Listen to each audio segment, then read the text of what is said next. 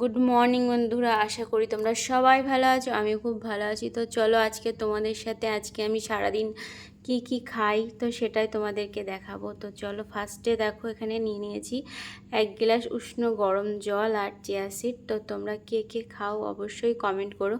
আর এটা কিন্তু খাওয়াটা অনেকটা উপকারী। যাই হোক, অনেক কিছুর গুণ আছে। তো তোমরা যদি জানতে চাও অবশ্যই আমাকে কমেন্ট করে বলো, আমি তোমাদেরকে বলবো। আর দেখো এর মধ্যে দিয়ে দিচ্ছি একটু মধু আর দেবো হলো লেবু। তো যাই হোক, আমি প্রত্যেক দিন সকালবেলায় চেষ্টা করি এটা খাওয়ার। আর এটা কিন্তু খেতেও অনেকটা ভালো, তোমরা অবশ্যই ট্রাই করো। আর যারা বিশেষ করে ওয়েট লস করতে চাও তারা তো অবশ্যই খাবে, যেহেতু সামনে পুজো আসছে।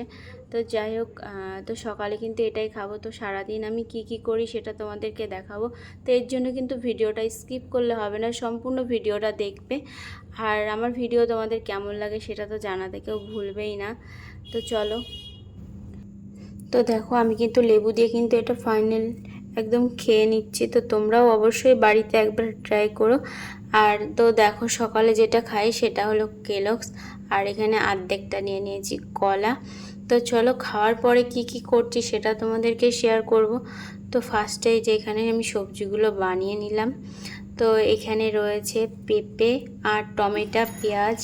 আর আজকে রান্না করব মটন। তো দেখো এখানে পরিষ্কার করে ধুয়ে নিয়েছি।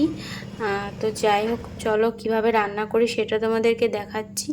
আর এখানে দেখো আমি ফার্স্টে কিন্তু পেঁয়াজ দিয়ে নিলাম আর একটুখানি লবণ দিয়ে দিয়েছি। যাই হোক, তোমাদেরকে লবণটা আমি কিন্তু দেখাতে পারিনি। আর এখানে একটুখানি সর্ষের তেল দিয়ে দিলাম।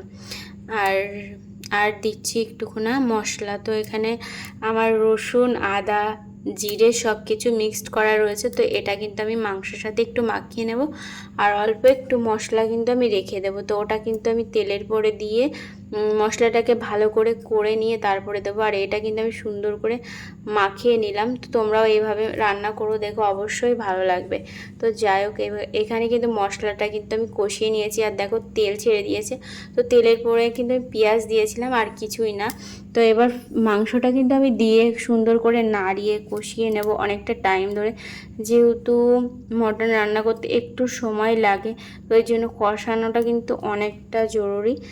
এটা একটু টাইম লাগে। আর আমি কিন্তু গ্যাসটা একটু কমিয়ে দিয়ে আস্তে আস্তে করে নাড়ছি, সেটা তো দেখে বুঝতে পারছো।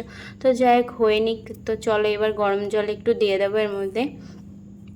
তো ফাইনালি কিন্তু আমার মাংসটা হয়ে গেছে। আর কালারটা কেমন হয়েছে তোমরা কিন্তু কেউ জানাতে ভুলো না। তো চলো, তোমরা কে কীভাবে রান্না করো অবশ্যই কিন্তু আমাকে জানাও। আর আমি কিন্তু এইভাবেই রান্না করি। আর দেখো ফাইনাল তো একদম মাংসটা আমার রান্না হয়ে গেছে। তো এবার খাওয়া দাওয়ার পালা। আর যেহেতু দুপুর হয়ে গেছে, তো চলো এবার খাওয়া দাওয়া করতে বসা যাক।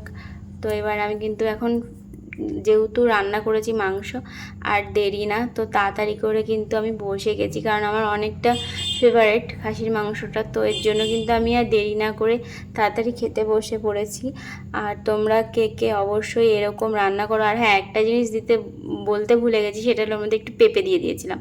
তো যাই হোক, তো এবার আমার কিন্তু খাওয়া দাওয়ার পর্ব শুরু করে দিয়েছি। আর লাস্ট এখন একটুখানি মলে এসেছিলাম, তো কেমন লাগলো জানাতে